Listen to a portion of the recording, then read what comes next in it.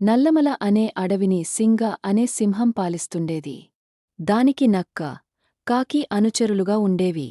ఓరోజు కాకి ఎగురుకుంటూ వచ్చి, మన అడవికి దూరంగా ఉన్న ఎడారిలో ఒంటెను చూశాను. దాన్ని వేటాడగలిగితే మనకు వారంపాటు ఆహారానికి సమస్య రాదు అని చెప్పి సింహాన్ని, నక్కని బయల్దేరదీసింది. కాని ఎడారిలోకి అడుగుపెట్టగానే అక్కడి వేడికి సింహం లేకపోయాయి.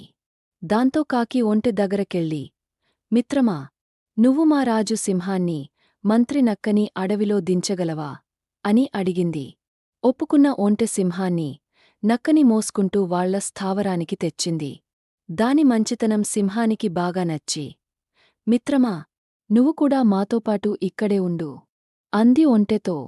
సింహం ఉన్నపళంగా తీసుకున్న ఈ నిర్ణయం నక్కకి, కాకికి బొత్తిగా నచ్చలేదు. అవి ఓ ఉపాయం పన్నాయి.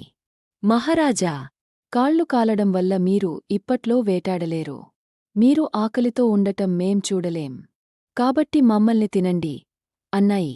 అది విన్న ఒంటె, వాళ్లని వదిలే రాజా, నన్ను చంపితే మీ ముగ్గురికి వారంపాటు ఆహారం కాగలను అంటూ ముందుకొచ్చింది.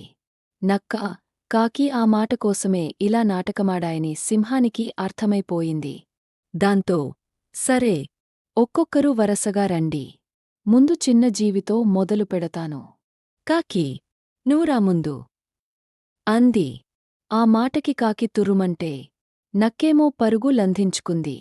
ఒంటె, సింహాలు మాత్రం అప్పటినుంచి మంచి స్నేహితులుగా ఉండిపోయాయి.